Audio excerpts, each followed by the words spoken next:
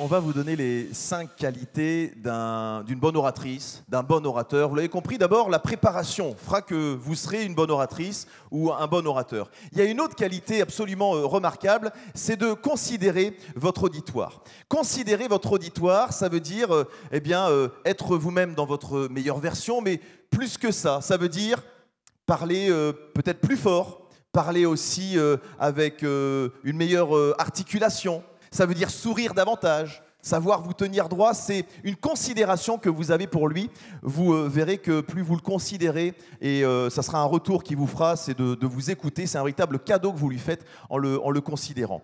Les bonnes qualités ou les grandes qualités d'une oratrice, d'un orateur, c'est aussi de savoir écouter.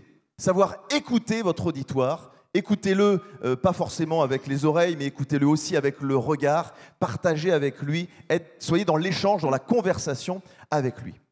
Une bonne oratrice, un bon orateur, c'est aussi quelqu'un qui sait se taire, qui sait faire des silences.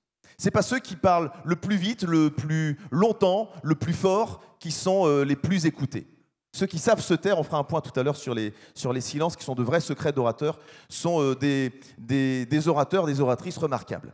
Et puis, il y a cette autre qualité qui est peut-être la plus difficile à aller trouver, c'est de garder son âme d'enfant. Gardez votre âme d'enfant. Faites des choses sérieuses sans vous prendre au sérieux. Cette âme d'enfant, c'est cette petite fille, ce petit garçon que vous étiez, qui au milieu du repas de famille se levait pour aller ouvrir la malle à costume, prendre une écharpe, une cape et une épée, et puis amuser la galerie comme ça, sans se soucier du regard des autres, et en étant complètement dans ce petit garçon ou cette petite fille qui s'amuse. Et le théâtre nous apporte ça aussi. Oui, nous on ne dit pas travailler, on dit qu'on va jouer, parce qu'on considère que de devenir adulte est un danger quand on est comédien, parce que les enfants sont les seules personnes de notre société qui savent jouer sans réfléchir qu'ils jouent, parce qu'ils ne mettent pas de petits rétroviseurs. Et le danger, quand on produit quelque chose ou qu'on prend la parole en public, le plus gros danger, c'est ce que nous on appelle le petit metteur en scène ou les rétroviseurs, c'est de se regarder faire et de se juger pendant que l'on fait. Garder son âme d'enfant, c'est faire, jouer, sans réfléchir qu'on est en train de le faire. Et ça, c'est extrêmement important pour ne pas s'auto-juger au moment où l'on produit, parce que si l'on s'auto-juge au moment où on produit, forcément, on crée une diversion dans le cerveau qui fait qu'on cherche ses mots, et en plus, en général, on se méjuge.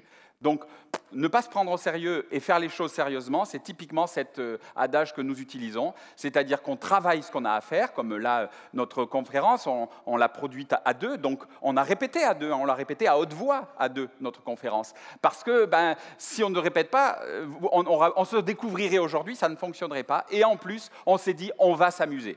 Parce que si l'on s'amuse, on amuse légèrement, en tout cas, on ennuie moins les gens qui nous écoutent. Et on ne se regarde pas, et on est imparfait aussi. Ça compte. Restez imparfaite et imparfait. Soyez pas trop lisse. Ça veut dire que, on a le droit de se tromper, on a le droit de bafouiller. Ne vous auto-jugez pas parce que vous vous trompez, parce que vous faites une bafouille à ce moment-là. J'ai envie de dire que Kylian Mbappé marque pas des buts à tous ses matchs. On a le droit de rater aussi nos prises de parole.